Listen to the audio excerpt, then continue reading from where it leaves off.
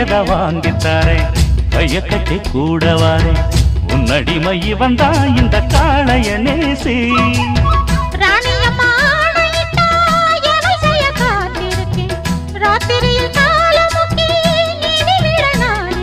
காலையில கண்முழிச்சா காபி போட்டு நான் கொடுப்பேன் சேலைகளை எடுத்தெறிஞ்சா சோப்பு போட்டு நான் துவைப்பேன்